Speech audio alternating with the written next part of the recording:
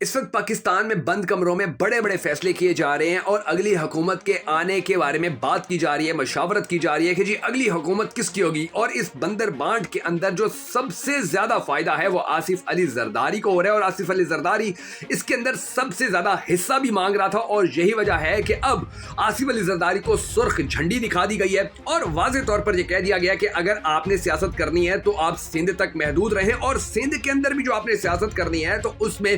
آپ نے دوسری جماعتوں کے ساتھ اتحاد کرنا ہوگا۔ دوسری طرف وفاقی بجٹ کے حوالے سے سودے بازی بھی مکمل ہو چکی ہے۔ زرداری کی دو بڑی بڑی جو شرطیں تھی وہ بھی مان لی گئی ہیں، جن میں ایک یہ تھی کہ جو پی سی بی کا جو چیئرمین ہے وہ زرداری کا بندہ ہوگا، اور دوسرا جو پی پی نے 30 ارب روپے کا ترقیاتی جو فنڈ لینا تھا وہ بھی لے، یعنی کہ زرداری نے کہا تھا کہ ہمیں 50 ارب کا ترقیاتی فنڈ دو تو ہی ہم بجٹ منظور کروائیں گے، لیکن وہ 30 ارب کے اوپر جو کام تھا وہ ہو گیا ہے، یعنی کہ ان کا جو سودا تھا 30 ارب کے اندر ہو گیا، اور اب زرداری اس بجٹ کی منظوری کے اندر کسی قسم کی کوئی رکاوٹ نہیں ڈالے گا۔ اب ان سارے معاملات کے بعد یعنی کہ اب دیکھیں کہ اب بجٹ بھی آ رہا ہے، اب جو اگلی حکومت ہے اس کے حوالے سے بھی بات چیت ہو رہی ہے، بند کمروں کے اندر فیصلے بھی کیے جا رہے ہیں، کوشش کی جا رہی ہے کہ اگلا وزیر اعظم جو ہے اس کو سلیکٹ کر لیا جائے، اگلے وزیر اعظم کو لانے کے لیے جو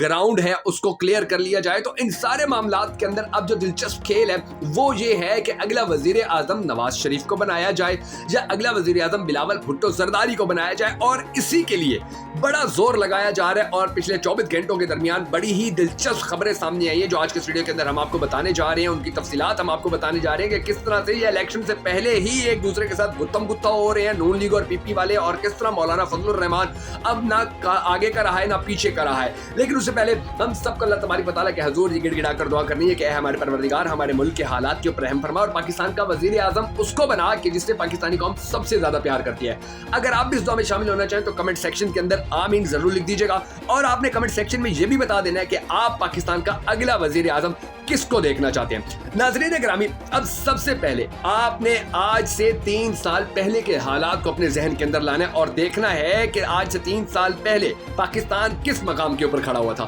آج سے 3 سال پہلے جو اوورسیز پاکستانی تھے وہ کتنے زیادہ خوش تھے، وہ ڈالرز بھیج رہے تھے، اور پاکستان کے اندر ڈالر کی کوئی کمی نہیں تھی، پاکستان کی جو ترقی ہے وہ آگے جا رہی تھی، پاکستان کی انڈسٹری چل رہی تھی، پاکستان کے اندر روزگار تھا، پاکستان کے اندر تعلیم بہتر ہو رہی تھی، پاکستان کی دنیا میں عزت بن رہی تھی، گرین پاسپورٹ کا مقام احترام نام بن رہا تھا۔ لیکن پھر پچھلے 14 مہینے کے دوران پاکستان کے اندر کیا ہوا ہے اس کا اندازہ آپ اس بات سے لگا لیجئے کہ یہ 14 جماعتی اتحاد نے 14 مہینے کے اندر ڈالر کے حوالے سے، صرف میں آپ کو ڈالر کے حوالے سے بتا دوں کہ پاکستان کو انتہائی مشکل حالات کا سامنا کرنے پر مجبور کر دیا۔ پاکستان پھنس چکا ہے۔ اب ان حالات میں انہوں نے اپنے سب سے بڑے دشمن کو کھڈے لائن لگا لیا ہے، جس کا میڈیا کے اوپر نام لینے پر بھی پابندی ہے، اس کو کھڈے لائن لگا لی ہے، اس کی سیاسی پارٹی کو بھی کھڈے لائن لگا لی ہے، اور اب ان کی کوشش یہ ہے کہ نون لیگ کی کوشش یہ ہے کہ وہ اب پی پی کو سائڈ پہ لگا دے، پی پی کی کوشش ہے کہ نون لیگ کو سائڈ پر لگا دے، اور ان 14 مہینوں کے اندر اب دلچسپ بات آپ دیکھیں کہ ان 14 مہینوں کے اندر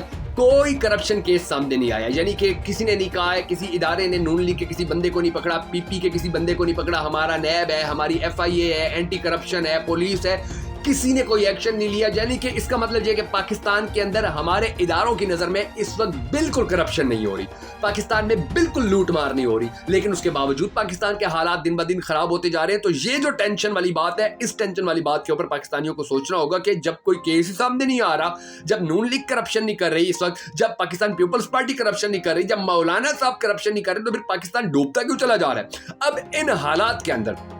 ان سب نے اپنے سب سے بڑے دشمن کو تو کھڈے لائن لگا لی ہے، اس کو تو دیوار کے ساتھ لگا لی ہے۔ تو اب پاکستان کا اگلا وزیر اعظم کون ہوگا، گیم ہو رہی ہے اس کے اوپر، اور اس گیم کے اندر دلچسپ بات یہ ہے کیونکہ اب یہ 14 جماعتوں کا اتحاد تھا، 14 سیاسی جماعتوں کا اتحاد تھا، تو اس کے ساتھ جو اسٹیبلشمنٹ تھی وہ بھی بھرپور طریقے سے کھڑی تھی، میڈیا بھی ان کے ساتھ بھرپور طریقے سے کھڑا ہوا ہے، بڑے بڑے ججز بھی ان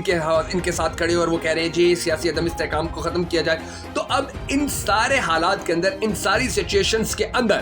یہ جو حالات پاکستان کے جس نہج پر پہنچ چکے ہیں، اس کی سمجھ میں نہیں آتی ہے کہ بلومبرگ کہتا نظر آ رہا ہے کہ جی پاکستان ڈیفالٹ ہونے کے انتہائی قریب پہنچ چکا ہے، اور پاکستان ڈیفالٹ کر جائے گا آنے والے وقت میں اگر پاکستان کا IMF کے ساتھ معاہدہ نہیں ہوتا۔ اور اس سے زیادہ جو سیاسی نقصان ہے وہ نون لیگ کو پہنچ چکا ہے، یعنی کہ نون لیگ اب مکمل طور پر تتر بتر ہے۔ آپ نے دیکھا کہ نون لیگ کے بڑے بڑے رہنما جو ہیں ان کو شوکاز نوٹس بھیجے جا چکے ہیں، ان کو بالکل ہی کھڈے لائن لگا لیا گیا، اور دوسری طرف जो जरदारी साहब है वो दुबई के अंदर बैठे हुए हैं, वो अपनी जमात को मजबूत कर रहे हैं, और नवाज शरीफ लंदन के अंदर बैठ के सारी पार्टी को बुलवा कर भी परेशान है कि भाई हम क्या करें, किधर जाएं, किस तरह हम अपने दोस्त ममालिक के साथ खड़े हो जाए, दोस्त ममालिक से हम मदद लें। शहबाज शरीफ चीन गए, सऊदीया गए, यूएई गए और फिर फ्रांस मदद लेने गए, मगर कुछ नहीं हो रहा है। और फिर जो हमारी स्टॉक एक्सचेंज है मुकम्मल तौर पर डूब चुकी है, और अब हमारी हुकूमत दूसरे मुल्कों के सफीरों की मिन्नतें करती नजर आ रही है कि जी आप अपने मुल्कों से हमें मदद लेकर दे दें। इसके अलावा हम पाकिस्तान के जो एयरपोर्ट है, अब ये बड़ी ब्रेकिंग न्यूज बनाकर पेश की गई है, पाकिस्तान के जो एयरपोर्ट हैं उन सबको अब लीज पर दिया जा रहा है, यानी वो सब अब गिरवी रखे जा रहे हैं, और फिर उनसे कुछ पैसा आएगा तो उस पैसे को यूटिलाइज करके पाकिस्तान को 1-2 साल चलाने की कोशिश की जाएगी।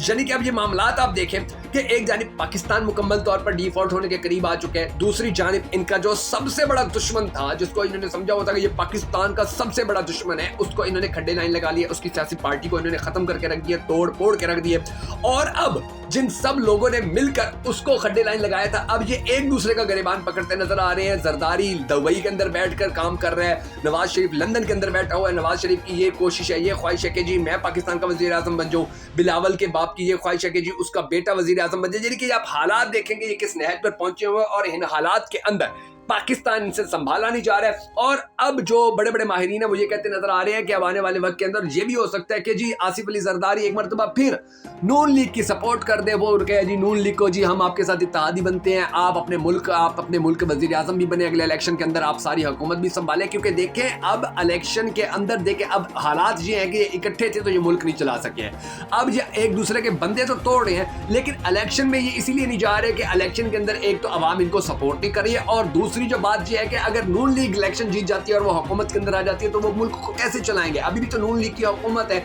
लेकिन इनको पता चल चुका है कि हमारे बस में कोई बात नहीं है, तो आने वाले वक्त में अगर इलेक्शन जीत जाते हैं तो ये नून लीग कैसे मुल्क को चलाएगी। और जरदारी तो बड़ा इंटेलिजेंट है, बड़ा इंटेलेक्चुअल सियासतदान है, उसको तो बड़ी अच्छी तरह पता है कि जी मैं अगर अपने बेटे को वजीर आजम बना लेता हूँ तो फिर मुल्क चलाना हमारे लिए वैसे ही नामुमकिन है, और फिर हमारी जो सियासी कश्ती है वो भी उसी तरह डूब जाएगी जिस तरह नून लीग की डूब गई है। तो इन सारे हालात के अंदर अब ये सारे परेशान हैं। अगर कोई ये कहता है नून लीग खुश है, पीपल्स पार्टी खुश है, मौलाना खुश है, तो ये उनकी गलत फहमी है। ये सारे परेशान है और सर जोड़ के बैठे हुए हैं कि जी हम क्या करें अपने, ये नून लीग चूंकि पीपल्स पार्टी की मुखालिफ है, पीपल्स पार्टी नून लीग की दुश्मन है, तो अब ये अपने दुश्मनों को सेफ वे भी नहीं देते, उनको आसान रास्ता भी नहीं देना चाहते, और ये भी नहीं चाहते कि जी दोबारा हमारी हुकूमत आ जाए, क्योंकि इन सबको पता है कि अब पाकिस्तान संभालना इनके बस से बाहर हो चुका है।